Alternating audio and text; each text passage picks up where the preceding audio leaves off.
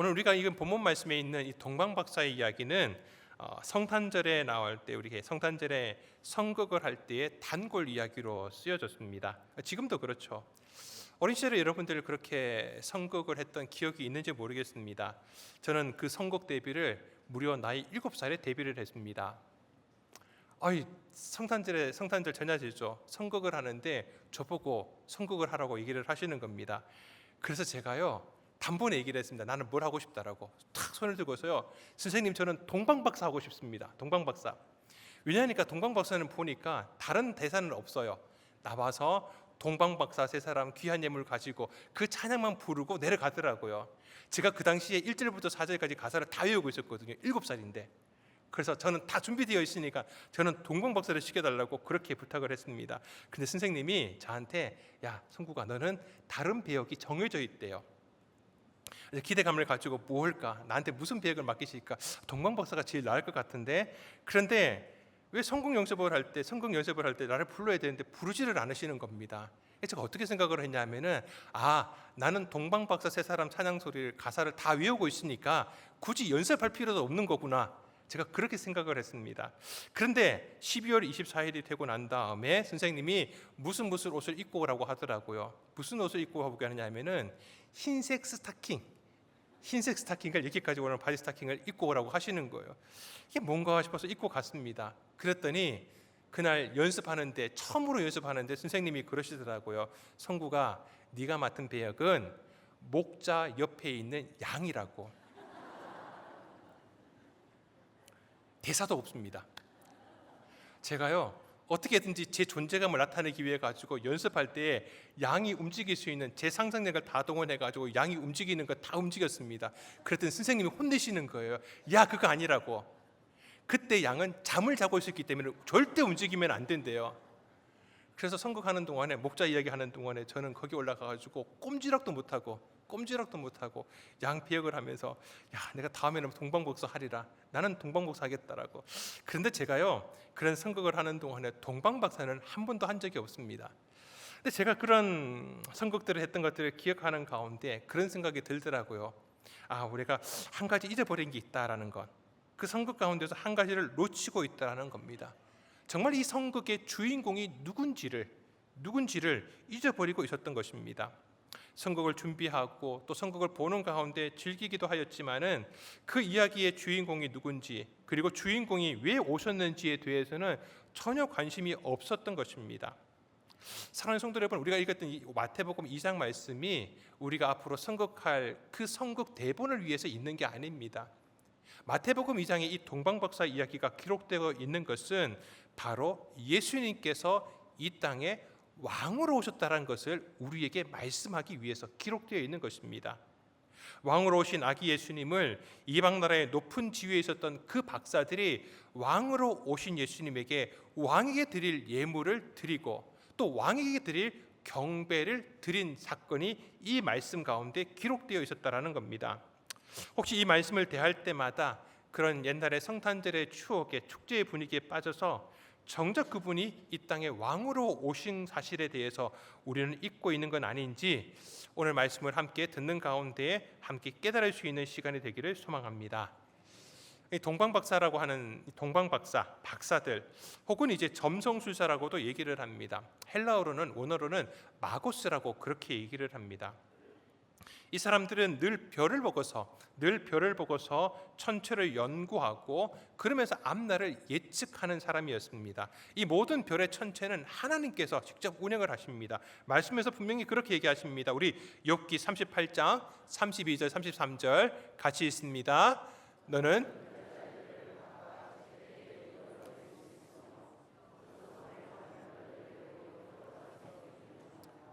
네가 하늘의 궤도를 아느냐? 하늘로 하여금 그 법칙을 땅에 베풀게 하겠느냐? 아멘. 여러분, 이 땅에 있는 어떤 사람도 저 별을 내 마음대로 움직일 수 있는 방법이 없습니다. 그리고 그 움직임에 대해서 정확하게 이렇다 저렇다라고 얘기할 수 있는 사람도 사실 없습니다. 하나님께서 모든 것들을 움직이시기 때문에 그렇습니다. 그런데 하나님께서는 그런 천체의 광명체 별들의 움직임을 통하여서 앞으로 일을 내다볼 수 있게 해주셨습니다. 이 말씀이 창세기에 기록되어 있는데요, 창세기 1장 14절 말씀을 같이 읽습니다. 하나님이 이르시되 하늘의 궁창에 광명체들이 있어 낮과 밤을 나뉘게 하고 그것들로 징조와 계절과 날과 해를 이루게 하라. 아멘. 하늘의 별의 관측을 통하여서 앞으로의 계절과 날씨들을 짐작할 수 있게 하셨던 것입니다. 그런 별들의 움직임을 통하여서 앞날을 내다보려고 하는 그런 일을 맡은 자들이 바로 이 마고스, 그러니까 박사 혹은 점성술사였다라는 겁니다. 다니엘서 말씀을 보면 이런 박사들이 나옵니다. 그들 또한 바벨론이나 바사제국 가운데서 왕들 옆에 있으면서 그런 길흉화복을 예측해 주었던 사람들이었습니다. 만약 이게 좋은 일이라고 하면은 그 좋은 일을 더 기대하게 해줬던 것이고, 만약 이게 나쁜 일이다 그러면 나쁜 일에 대해서 대비할 수 있게 하는 것, 그 모든 일들을 미리서 준비하도록 해서 더 삶에 있어서 유익을 얻게 해주는 것, 이것이 바로 박사들의 일이었던 것입니다. 하나님께서는 그런 박사들에게 바로 왕 대신 예수님의 탄생을 알려주신 것입니다. 여러분, 그렇습니다. 마태복음은요, 예수님께서 이 땅에 왕으로 오신 것, 바로 유대인의 왕으로 오신 그 일을 기록하고 있는 책입니다. 우리 마태복음 1장 1절 말씀을 함께 읽겠습니다. 아브라함과 다윗의 자손 예수 그리스도의 계보라. 아멘. 창세기 1장 1절 말씀과 함께 교회 다니는 사람들이 수십 번, 수백 번을 읽었을 만한 말씀, 태초에 하나님이 천지를 창조하시니라도 여러분 다 외우시고 만큼 이 마태복음 1장 1절 말씀도 다 암송하시잖아요, 그렇죠? 워낙에 이제 성경 한번 일독하겠다라고 하신 분들이 마태복음 1장만큼을 읽으니까 아브라함과 다윗의 자손 예수 그리스도의 계보라. 근데 마가복음 1장 1절이 무엇입니까? 물으면요, 잘 기억을 못하세요. 잘 기억을 못합니다. 근데 참 중요한 구절이니까 더 앞에 나오는 거겠죠. 여러분, 왜 아브라함과 다윗의 자손이라고 이렇게 시작을 할까요? 다윗은 너무나도 분명하게 이스라엘의 왕입니다. 그런데 아브라함도 그들 민족의 조상의 출발점이기도 하지만은 그런 민족들의 족장으로서 그런 작은 나라의 왕이기도 한 겁니다. 그러니 아브라함과 다윗의 이름이 거론되면서 그 계보가, 족보가 연결되고 있다라고 하는 것은 이 계보가 왕의 계보라는 겁니다. 왕의 계보 가운데 누가 탄생하셨느냐? 바로 예수님께서 탄생하셨다라는 겁니다. 마태복음 1장에 왜 이 계보가 나오느냐? 바로 예수님께서는 아브라함과 다윗의 그 왕의 계보를 잇는 유대인의 왕으로 태어나셨다라는 것을 우리에게 먼저 확인시켜 주는 것입니다. 자, 그 왕의 탄생의 이야기가 이 마태복음 2장 말씀의 동방박사의 이야기로 우리에게 알려주고 있는 것입니다. 이 박사들이 그날도 여느 날과 같이 하늘의 별을 살펴보고 있었습니다. 그런데 그들 눈앞에 굉장히 특별한 별 하나가 나타났습니다. 어제도 없었고 지금까지 없었던 별 하나가 갑자기 나타난 것입니다. 그 별을 보고서 이 박사들은 직감을 한 거죠. 이 별은 예사별이 아니라는 겁니다. 이 정도의 별이 나타나려면은 정말 이때까지 지금까지 어떤 왕보다 가장 위대한 왕, 어떤 왕과도 비교할 수 없는 그 왕의 탄생을 바로 이 세상을 창조하고 이 별들의 모든 운행을 주관하시는 그 하나님께서 이 별을 통해서 보여주시는 것이다. 늘 앞으로 일어날 것들을 준비했던 박사들이 그것을 바라보면서 자신들이 무엇을 준비해야 될지, 그런 왕의 탄생에 대해서 무엇을 준비할지를 생각을 합니다. 그러면서 그들은 무엇을 준비합니까? 바로 그 왕의 오심을 경배하고 축하할 것을 준비합니다. 그들은 이 동방에서 그의 별을 보고 왔다라고 우리가 본문 말씀에 2장 2절 말씀에서 얘기하고 있습니다. 근데 이 말이 동방에서 그의 별을 보고 왔다라고 하고 있는 이 헬라어 단어가 아스테라 엔테 아나톨레라고 그렇게 얘기를 합니다. 여기 되어 있는 이 아스테라라고 하고 있는 단어가 별입니다. 아스테라. 좀 발음하기도 좋죠. 아스테라. 혹시 이게 좋게 생각이 되셔가지고 내가 앞으로 가게를 열게 되면은 아스테라를 써야 되겠다. 여러분 좋지 않습니까? 카스테라가 아니고 아스테라입니다.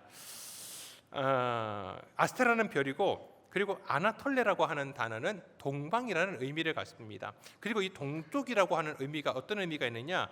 동쪽에서 태양이 떠오르지 않습니까? 그러니까 무엇이 떠오른다라는 의미도 여기에 있습니다.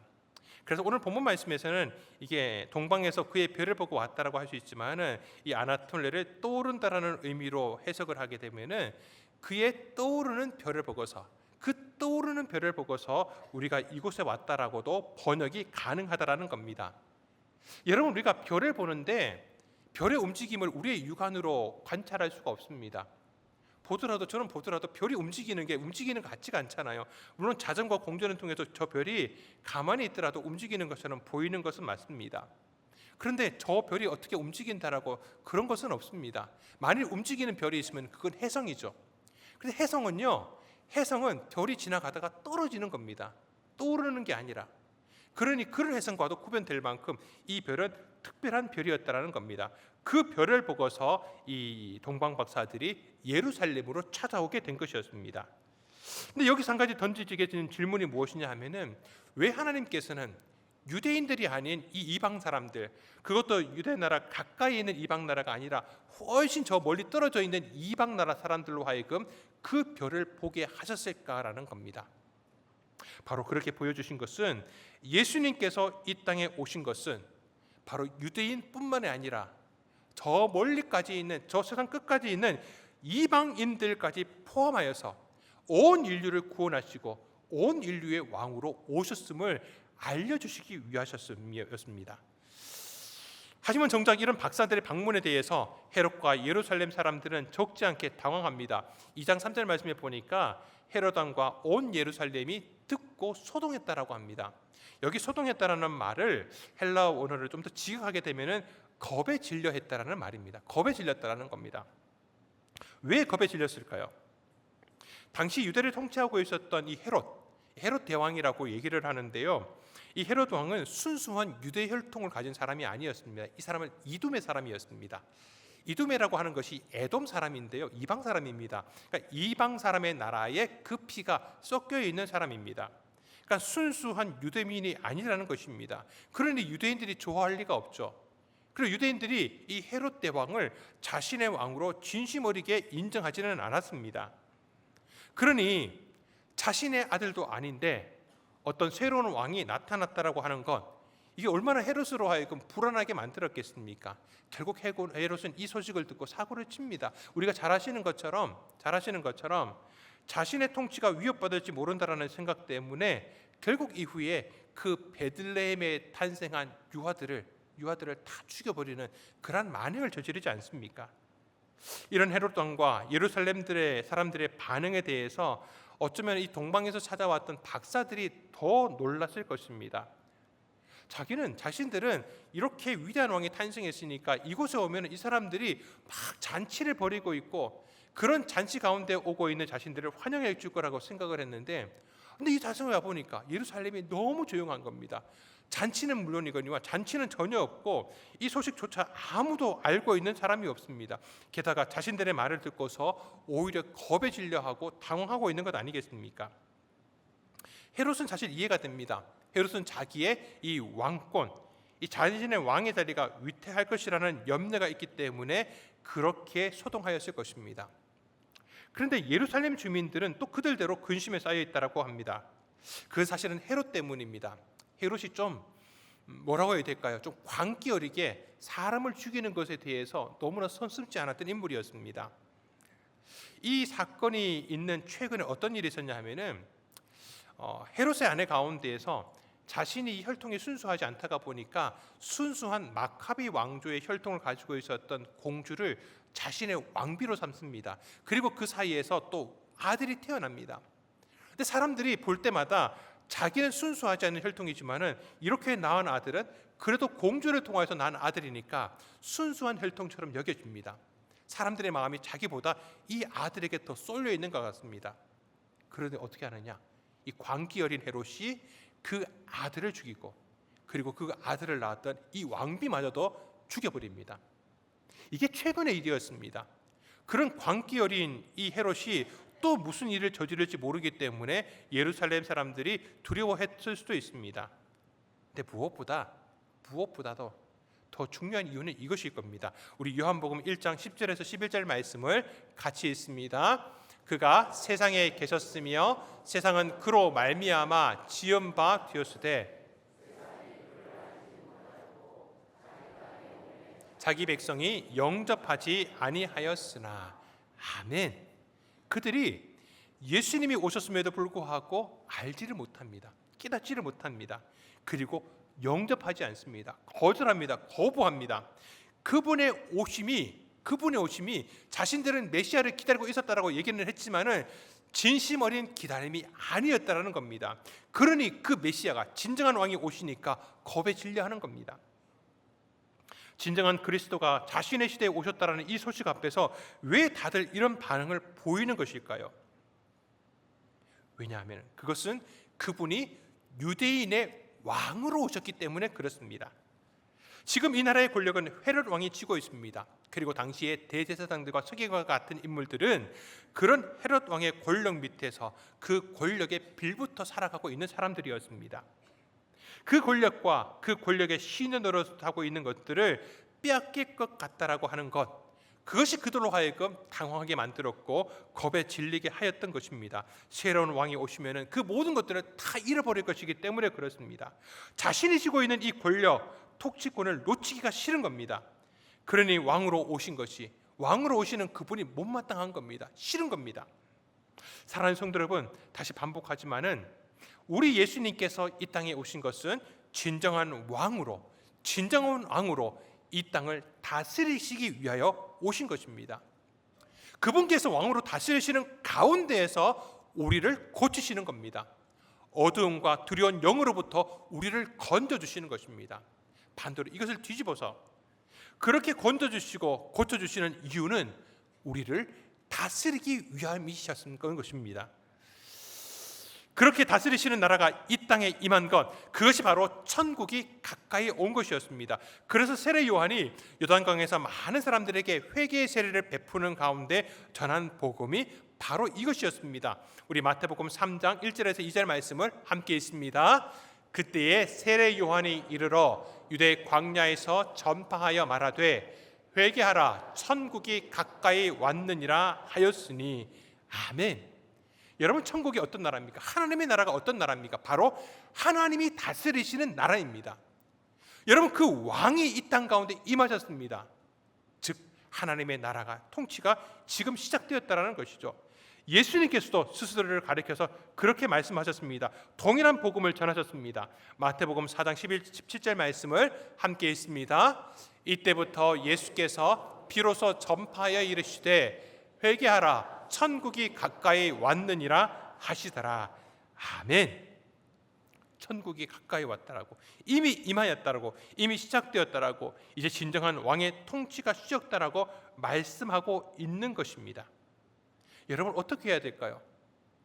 그 왕 앞에서 혹여나 내가 쥐고 있는 권력이나 주도권이나 통치권이 있다면 그분 앞에 다 내려놓아야 되는 겁니다. 내어놓아야 됩니다. 그분께서 모든 것을 다스리시도록 하셔야 되는 것입니다. 사랑하는 성도 여러분, 지금도 마찬가지입니다. 그 예수 그리스도의 다스리심 앞에 우리의 모든 삶의 주도권을 그분 앞에 다 내어놓아야 하는 것입니다. 그분께서 우리를 다스리시도록, 그분께서 우리들을 다스리시도록 하셔야 되는 것입니다. 혹시 우리는 이 헤롯 왕이나 혹은 당시의 대제사장과 서기관 혹은 겁에 질려하고 있는 이 진정한 왕이 오심에 대해서 당황하고 있는 이 사람들처럼 내 삶의 그 주도권과 통치권을 내놓는 것을 주저하고 있지는 않으십니까? 주님, 내 문제는 해결해 주십시오. 이건 문제는 바로 해결해야 됩니다. 하나님, 물질 가운데, 건강 가운데, 이런저런 모든 일들 가운데 하나님, 주님, 이것은 반드시 지금 해결해 주셔야 됩니다. 그런데 이후의 삶은 제가 알아서 어떻게 해보겠습니다. 주님, 내 삶은 제가 어떻게 알아서 해보겠습니다. 너무 걱정하지 않으셔도 됩니다. 제가 알아서 하겠습니다. 여러분, 이것은 진정한 왕을 모시는 것이 아닙니다. 진정한 왕 되시는 예수 그리스도를 내 마음 가운데, 내 삶에 모시는 것이 절대 아니라는 것입니다. 영국이라는 나라가 한때는 해가 지지 않는 나라라고 그렇게 일컬어졌습니다. 그 당시에 지구 면적 가운데 대영 제국의 영향력 아래에 있었던 나라가 전 세계 면적의 4분의 1에 해당되었다라고 합니다. 여러분, 그런 식민 지배했던 그 나라를 좋아했던 식민 지배받았던 지배국이 있겠습니까? 그런데 다른 나라들이 지배한 것과 다르게 영국이 식민 지배했던 나라들은 독립해 나갔음에도 불구하고 다른 나라의 식민 지배에서의 독립과는 다른 모습이, 다른 일들이 일어나게 되었습니다. 희한하게도 영국의 지배를 받았던 나라들이 자발적으로 영국을 중심으로 해서 영국의 영향력 아래 모여서 연합 국가 기관을 이루게 된 것입니다. 무려 56개국이라는 나라가 연합해서 이른바 영연방을 이루기까지 되었습니다. 물론 최근에는 이것이 흐트러지기는 하였지만은, 여러분, 자신을 식민 지배했던 지배국 아래로 들어가서 연합 기관을 이룬다? 이해가 되십니까? 일제 강점기 때 일본의 식민 지배를 받았던 경험이 있는 우리나라로서는 도저히 이해할 수 없는 일입니다. 그런데 영국의 지배를 받았던 나라들 가운데 많은 나라들이 영국의 식민 지배에 대해서 부정적인 기억보다 긍정적인 생각들이 더 많았던 것 같습니다. 그런 근거 가운데 하나가 아직도 자신의 나라의 국기 가운데 자기를 지배했던 이 영국의 국기 문양을 놓고 있는 나라가 있다라는 겁니다. 우리나라 국기를 이제 태극기라고 하지 않습니까? 영국의 국기는 이제 유니언 잭이라고 그렇게 얘기를 합니다. 자신 나라의 국기 가운데서 이 왼쪽 위쪽에다가 이 유니언 잭 문양을 넣고 있는 나라가 아직 4개의 나라가 있습니다. 대표적인 나라가 호주와 뉴질랜드죠. 호주와 뉴질랜드의 국기를 보게 되면은 왼쪽 윗부분에 유니언 잭이 있고, 그리고 나머지 부분에 이렇게 별들의 모양들이 있습니다. 여러분, 어떻게 지금까지 그 자신들을 지배했던 나라의 국기를 거기에다 넣을 수 있을까요? 만일 우리나라 태극기에다가 우리를 지배했던 일본의 그 일장기를 넣는다라고 하면 여러분, 그거 용납할 수 있겠습니까? 또 독일도 마찬가지입니다. 아무리 이 제2차 세계대전의 전범이었다가 지금은 유럽뿐만 아니라 전 세계 사람들로부터 존중을 받고 있는 이 독일이 되기는 하였지만은, 그 당시 독일을 상징했던 나치 문양을 자기의 나라 국기에다 넣는다? 여러분이 상상할 수도 없는 일입니다. 그런데 영국은 달랐습니다. 최근에 이제 뉴질랜드라는 나라가 그런 이제 그 문양을 바꿔보겠다라고, 국기를 바꿔보자라고 해가지고 이 국민들에게 국민 투표를 하고 또 응모를 받았대요. 받았고 또 몇 개의 국기를 후보들을 올리기를 했습니다. 그런데 국민 투표를 통해서 결론 내린 게 뭐냐? 그냥 예전 것 그대로 수사라는 게 투표 결과가 나온 겁니다. 그만큼 영국의 식민 지배에 대해서 그들이 생각하는 마음이 부정적이지 않았다라는 것이죠. 여러분, 그런데 하물며 하나님 나라이겠습니까? 하나님께서, 아니 예수님께서 진정한 왕이 되시어서 다스리는 나라는 여러분 얼마나 위대한 나라이겠습니까? 그 왕의 통치 가운데 있는 나라는 어떤 모습이겠습니까? 이 세상에 그 많은 평화, 그 사랑, 그런 복이 있는 나라가 되지 않겠습니까? 여러분, 이제 이 박사들은 서기관들의 설명을 듣고서 이 선지자를 통해서 예언되었던 베들레헴을 향하여서 다시 길을 놨습니다. 베들레헴은 이제 예루살렘으로부터 거리가 그렇게 멀지 않았습니다. 그렇게 베들레헴에서 가려고 향해서 가는데 마침 다시 그 별이 나타나서 자기들을 인도해 갑니다. 그리고 아기가 있는 곳 그 집 위에 머물러 섰다라고 말씀은 얘기하고 있습니다. 여러분, 근데 이게 여러분 상상이 가십니까? 아무리 저는 상상을 하려고 해봐도 이게 어떤 모습일까? 이게 상상이 되지가 않는 게, 그 집 앞 위에 별이 있었대요. 근데 별이 그 집을 정확하게 특정할 수 있었을까요? 별 가운데 가장 큰 별이라고 하면 이제 달도 하나의 별이라고 본다면은 가장 큰 별이 달일 겁니다. 어떤 사람이 자기 집을 소개하는데 그렇게 해서 위치를 설명해 줍니다. 우리 집은 달 바로 밑에 있는 집입니다. 여러분, 그 집 찾아가실 수 있겠습니까? 아니, 그 큰 달 밑에 있는 집도 찾아가기 힘든데 그것보다 더 작은 별의 밑에 있는 집을 찾아간다? 여러분, 좀 쉽지 않습니다. 그러다가 보니까 많은 신학자들이 여기에서 막 상상력을 동원을 합니다. 그 빛은 어떤 저 빛보다는 어떤 그 별빛과는 비슷하지만은 분명하게 이 사람들을 인도해 갈 수 있는 그러한 빛이었을 것이고, 그 빛이 그 집 바로 위에 머물러 있다가 사라졌을 것이다라는 겁니다. 여러분들 어떻게 상상이 되십니까? 그건 우리들의 모두의 자유입니다. 말씀이 구체적으로 그걸 얘기하고 있지 않으면은 뭐 우리가 상상하기 나름입니다. 그런데 중요한 것은 무엇이냐? 그 별의 인도는 정확했다라는 겁니다. 그 별은 그 집 바로 위에 머물러 있었고 박사들은 그 별을 바라보고 바로 그 집으로 들어갈 수 있었다라는 겁니다. 절대 헤매지 않았다라는 것이죠. 그리고 별의 사명은 거기까지였습니다. 자신의 그 사명을 감당하고 나서 별은 사라집니다. 더 이상 나타나지는 않습니다. 유대인의 왕을 만나게 하는 그 사명, 박사들을 하여금 그 왕을 만나게 하는 그 사명을 가졌던 별은 더 이상 나타나지는 않습니다. 저는 여러분, 이 별의 이야기를 보면서 이 시대 가운데 저와 여러분이 이런 별의 모습, 이 별의 사명을 감당해야 되지 않는가라는 생각을 하게 되었습니다. 이 떠오르는 별, 떠올라서 그 박사들의 눈에 보이고 이 땅에 진정한 왕으로 오신 예수님께로 인도하는 그 사명을 감당했던 이 별, 저와 여러분이 지금도 이 진정한 왕 되신 예수님을 만나지 못한 그 사람들에게 우리가 별이 되는 겁니다. 그 사람들을 다른 데 헤매지 않고 어중간하게 하지 않고 정확하게 왕이 있는 곳으로 우리가 인도할 수 있다면은, 그리고 그 사명을 감당하고 사라지는 이 별처럼 우리가 쓰임 받는다면은 또 얼마나 영광스러운 모습이겠습니까? 그렇게 인도한 별을 우리는 지금 어떻게 하고 있습니까? 크리스마스 트리 장식을 하게 되면 그 별을 그 우리 장식 쬐 위에다가 그 별을 장식하고 있지 않습니까? 얼마나 위대하게 쓰임 받았으면 지금도 그 별을 가장 높은 데다가 달고 있는 겁니까? 사랑하는 성도 여러분, 바로 그 떠오르는 별처럼 우리가 이 이방 땅 가운데에서 하나님을 알지 못하는 사람들을 예수 그리스도께로 인도하는 별로 쓰임 받으시기를 주님의 이름으로 축원드립니다. 이제 박사들은 별이 인도하여 준 그곳에서 유대인의 왕으로 오신 아기 예수님을 만나게 됩니다. 그리고 경배를 드립니다. 우리 마태복음 2장 11절 말씀을 함께 읽겠습니다. 집에 들어가 아기와 그의 어머니 마리아가 함께 있는 것을 보고 엎드려 아기께 경배하고 보배합을 열어 황금과 유향과 모략을 예물로 드리니라. 아멘. 사랑하는 성도 여러분, 우리가 지금 예배 드리는 것 또한 그 왕께 경배하는 시간입니다. 별의 인도함을 받아서 이 자리에 함께 모여 주님 앞에 말씀과 기도와 찬양을 통하여서 그분을 경배하는 것입니다.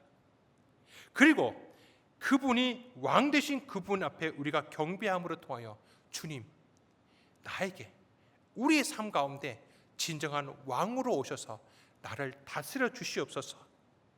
그런 소망을 가지고서 엎드리는 것이 바로 우리의 예배인 줄 믿습니다. 그 유대인으로 왕으로 오신 예수님의 그 다스리심, 그의 다스리심은 어떤 무력이나 어떤 강압이 아니었습니다. 사랑과 십자가의 희생을 통하여 다스리심 부르셨습니다. 사람의 눈에 보이지는 않지만은 우리의 싸움은 혈과 육을 상대하는 것이 아니라 이 세상의 어둠의 주권자들과 싸우는 싸움입니다.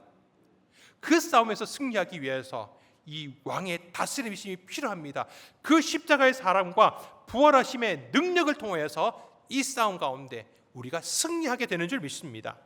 그리고 마침내는 우리 모든 사람을 지배하고 있는 이 죄와 사망의 권세로부터 우리 모두를 구원해 내시는 줄 믿습니다. 그것이 바로 진정한 왕의 다스림이신 줄 믿습니다. 사망 권세를 이기시고 부활하신 주님, 뱀 사탄의 머리를 부수시고 우리로 하여금 진정한 하나님의 나라의 다스리신 가운데 인도하시는 것, 그것이 바로 이 땅 가운데 오신 왕으로 오신 예수님의 사역이신 것입니다.